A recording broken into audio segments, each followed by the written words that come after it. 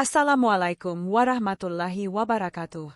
Pernahkah kalian mendengar kisah seorang gadis desa sederhana yang dulu sering diremehkan, bahkan dianggap tidak pantas bermimpi tinggi? Tapi siapa sangka, takdir berputar begitu dramatis. Dari cibiran dan hinaan, ia kini berdiri megah sebagai menantu seorang sultan kaya raya. Kisah nyata penuh kejutan ini akan membuat kalian terhenyak, karena perjalanan hidupnya bagaikan dongeng yang jadi kenyataan. Di sebuah desa kecil yang terpencil, jauh dari hiruk-pikuk kota, hiduplah seorang gadis muda bernama Aisyah. Usianya baru 20 tahun, namun sorot matanya menyimpan keteguhan hati yang jarang dimiliki oleh anak seusianya. Sehari-hari, ia membantu ibunya berjualan sayur di pasar dan mengurus adiknya yang masih sekolah dasar. Rumah mereka sederhana, berdinding kayu, dengan atap seng yang sudah mulai berkarat. Meski hidup dalam keterbatasan, Aisyah tumbuh menjadi sosok yang sabar, cerdas, dan penuh kasih. Namun, tak semua orang mampu melihat keindahan itu. Banyak tetangga yang kerap meremehkan dirinya. Sebagian menganggap Aisyah hanya akan menjadi gadis desa biasa yang masa depannya suram. Bahkan, teman-temannya sering mencibir karena pakaian yang ia kenakan sederhana, jauh dari tren fashion yang sedang digemari anak muda. Aisyah, jangan mimpi terlalu tinggi. Kamu itu cuma anak penjual sayur. Mana mungkin hidupmu akan berubah? Sindir salah satu gadis di pasar. Ucapan-ucapan seperti itu sering ia dengar, tapi Aisyah memilih diam. Dalam hatinya, ia menyimpan tekad. Aku akan buktikan, meski aku hanya gadis desa, aku bisa menjadi seseorang yang lebih baik. Hari-hari Aisyah terus berjalan dengan penuh perjuangan. Pagi buta ia membantu ibunya mengangkat keranjang sayur, lalu berangkat ke pasar.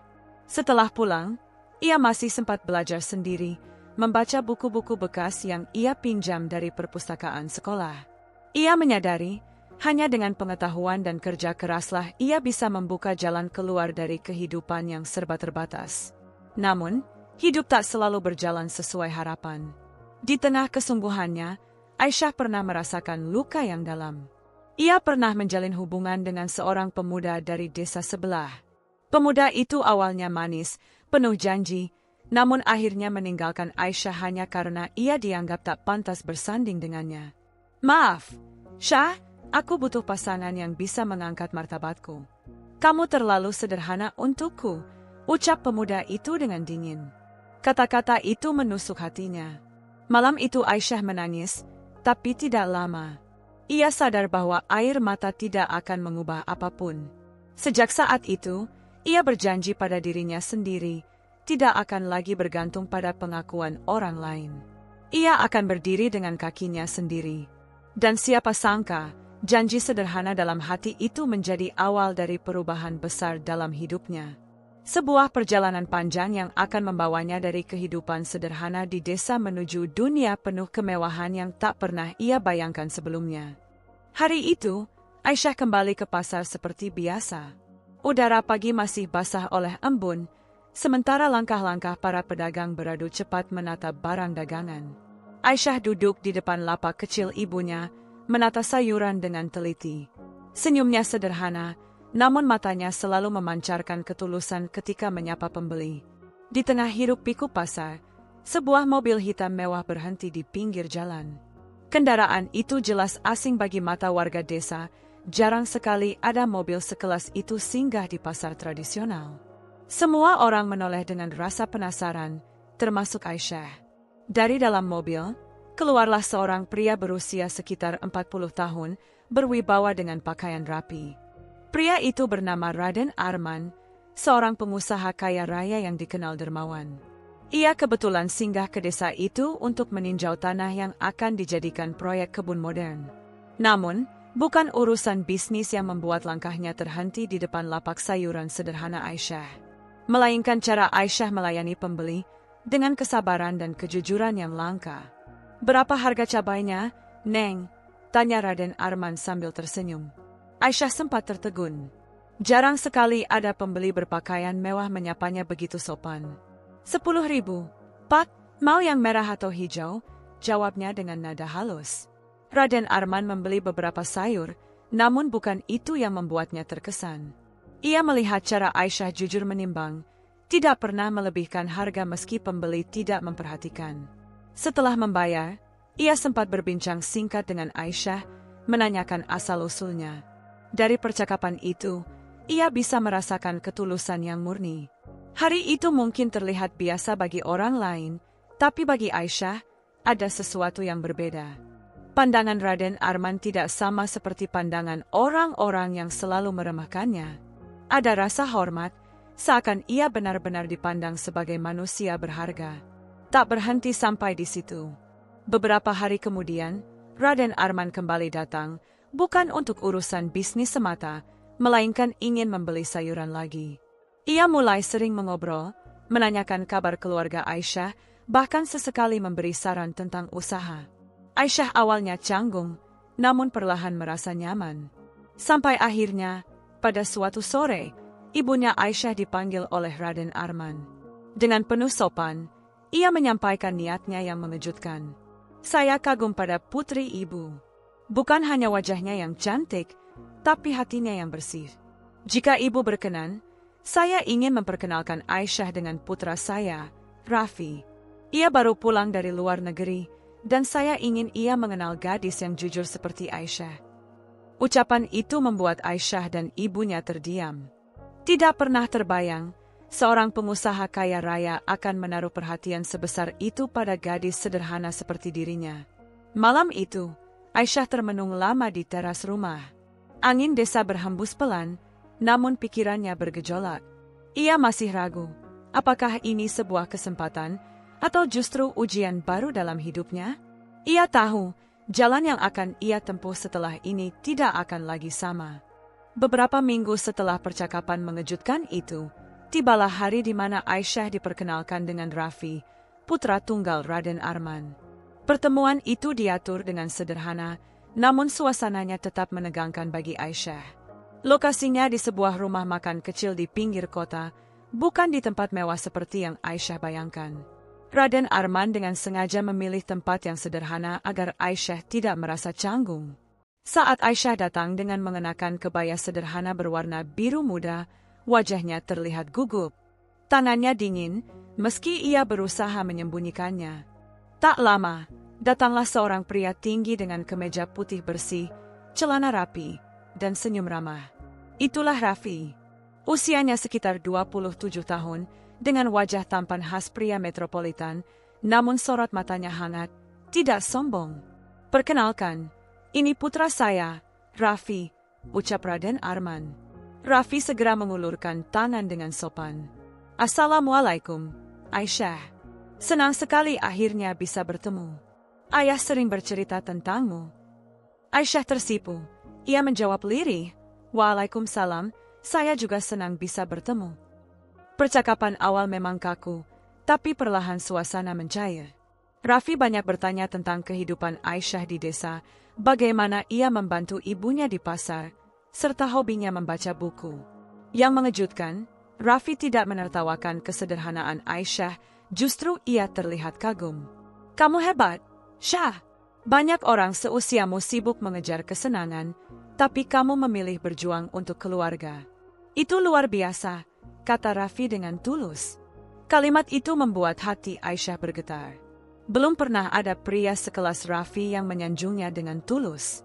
Biasanya, ia hanya menerima cibiran dan meremehkan. Hari itu berakhir dengan kesan mendalam.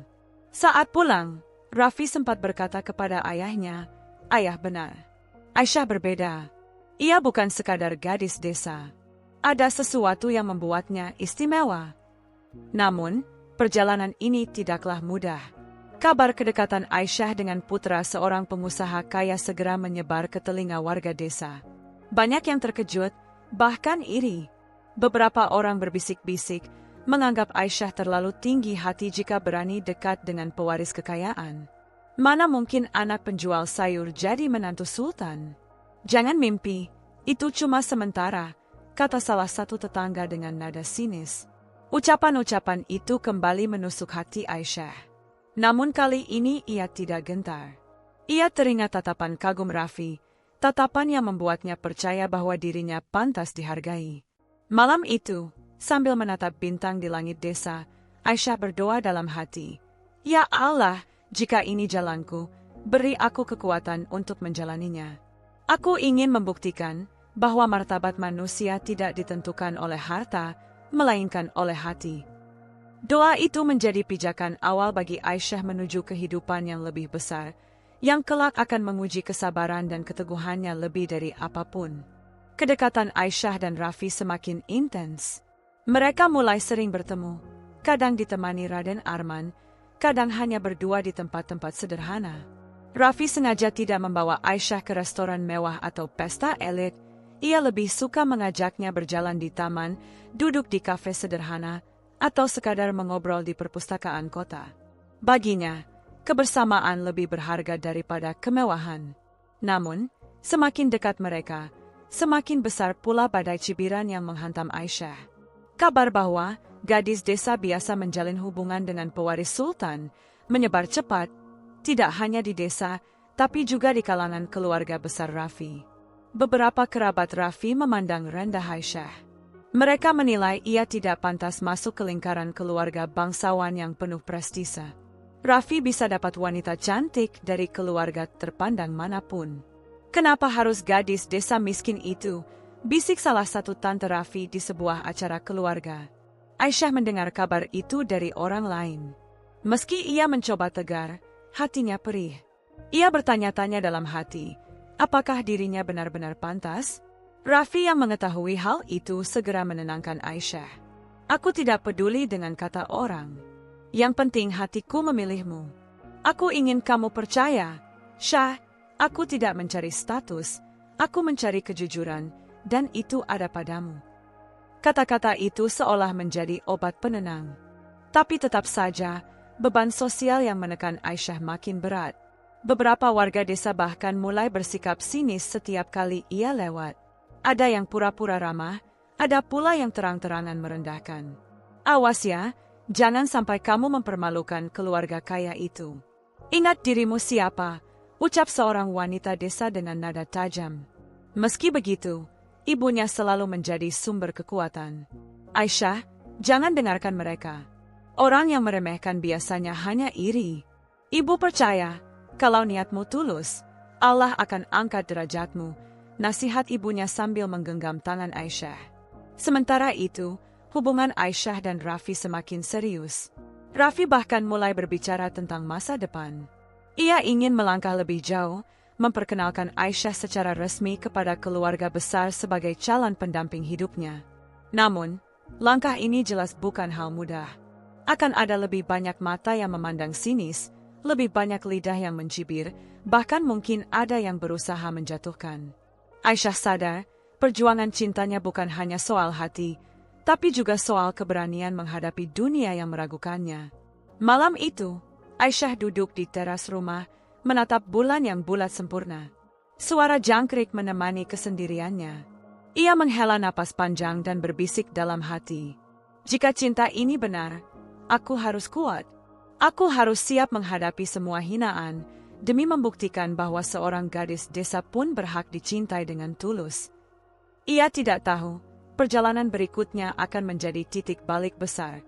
Sebuah momen yang bukan hanya mengubah hidupnya, tapi juga membuka mata banyak orang yang selama ini meremehkannya. Hari itu menjadi hari yang tak akan pernah dilupakan Aisyah.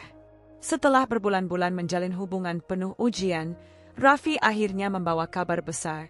Ia ingin melamar Aisyah secara resmi. Awalnya, Aisyah terdiam.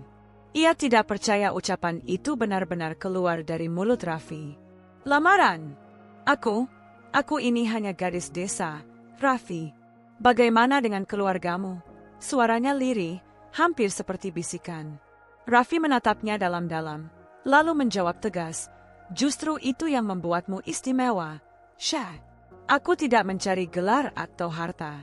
Aku mencari hati yang tulus, dan aku menemukannya padamu. Biarlah dunia bicara apa saja, aku hanya ingin kamu menjadi pendamping hidupku. Kabar lamaran itu menyebar dengan cepat, bagaikan api yang membakar ilalang kering. Desa kecil tempat Aisyah tinggal mendadak heboh.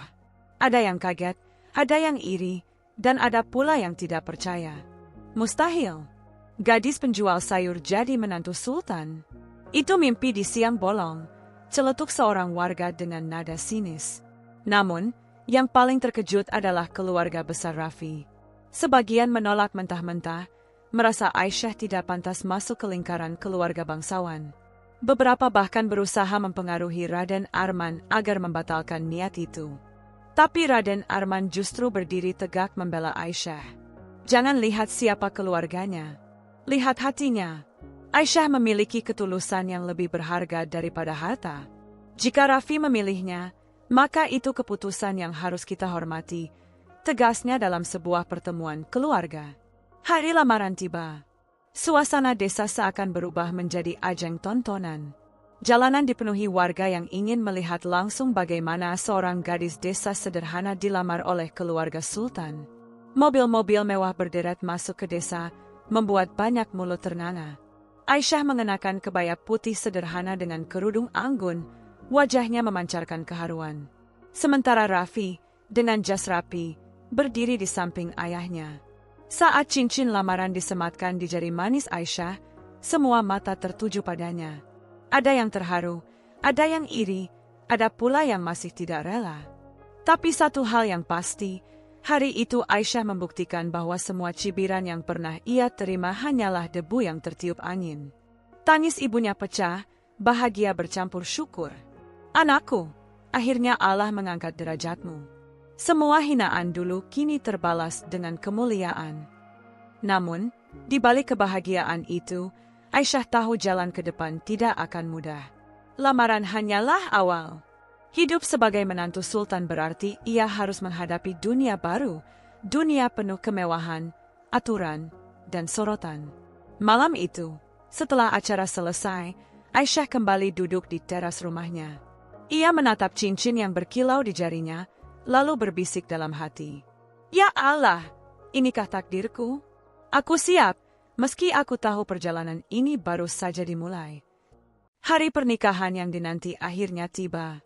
Sejak pagi, desa kecil tempat Aisyah tinggal berubah seperti istana dadakan. Jalanan dihiasi bunga dan kain putih, warga berjejer ingin menyaksikan momen langka. Seorang gadis desa sederhana menikah dengan putra sultan kaya raya. Mobil-mobil mewah berderet, kamera media lokal pun berdatangan. Semua orang ingin melihat dengan mata kepala sendiri bagaimana Aisyah, yang dulu diremehkan, kini menjadi pusat perhatian. Aisyah berjalan anggun dengan kebaya emas yang berkilau. Senyumnya gugup, tapi matanya penuh keyakinan. Ia tak lagi sekadar gadis desa penjual sayur, ia kini seorang pengantin yang melangkah menuju takdir baru. Di sampingnya, Raffi berdiri gagah, menatapnya dengan kebanggaan. Akad nikah berlangsung hikmat. Saat ijab kabul diucapkan, suasana hening. Lalu terdengar sahutan saksi, sah. Tepuk tangan dan tangis haru pecah seketika. Ibunya menangis terisak di pelukan Raden Arman, yang dengan tulus berkata, mulai hari ini, Aisyah adalah bagian dari keluarga kami. Namun kebahagiaan itu tidak berhenti hanya pada momen pernikahan. Setelah resmi menjadi menantu, Aisyah perlahan masuk ke dunia baru, rumah megah, acara-acara keluarga bangsawan, pergaulan dengan orang-orang kaya raya. Awalnya ia kikuk, sering merasa minder dengan tatapan sinis sebagian kerabat Raffi. Apa benar dia pantas duduk di meja ini? Bisik seseorang di sebuah pesta keluarga. Tapi Aisyah tidak goyah. Ia tetap rendah hati, ramah, dan apa adanya. Justru sikap itulah yang membuat banyak orang lambat laun luluh. Ia tidak berusaha berpura-pura menjadi orang lain, ia hanya menjadi dirinya sendiri, gadis desa yang sederhana namun berhati tulus. Tak lama kemudian, masyarakat luas mulai melihat Aisyah sebagai sosok inspiratif. Media menulis kisahnya sebagai dongeng modern dari desa, cerita tentang gadis sederhana yang berhasil menembus tembok perbedaan kelas sosial karena ketulusan hati. Dan bagi mereka yang dulu meremehkannya, kini mereka hanya bisa terdiam, menatap dengan rasa malu bercampur penyesalan. Orang-orang yang pernah mencibir kini berbalik meminta restu atau sekadar ingin dekat dengannya. Di malam pertama setelah pesta usai, Aisyah duduk di balkon rumah megah barunya. Angin malam berhembus lembut, lampu-lampu kota berkelap-kelip di kejauhan. Ia menggenggam tangan Raffi erat-erat, lalu berkata lirih, "Raf, semua ini seperti mimpi. Aku dulu hanya gadis desa yang diremehkan, dan kini aku duduk di sisimu sebagai istrimu." Raffi tersenyum hangat, menatap istrinya penuh cinta. "Tidak ada yang kebetulan, Syah. Kamu terpilih karena hatimu yang tulus. Ingatlah, kekayaan bisa hilang, tapi cinta dan ketulusanmu yang akan abadi." Air mata Aisyah menetes, bukan karena sedih, melainkan bahagia. Dalam hati ia berbisik, "Perjalanan panjang ini telah mengajarkanku bahwa derajat manusia tidak ditentukan oleh harta atau status. Kesabaran, ketulusan, dan keyakinan pada takdir Allah lah yang akhirnya mengangkatku." Dan sejak hari itu, Aisyah tidak lagi hanya dikenal sebagai gadis desa. Ia dikenal sebagai menantu sultan yang berhati mulia, sebuah kisah yang akan selalu dikenang, menjadi inspirasi bagi siapapun yang pernah diremehkan.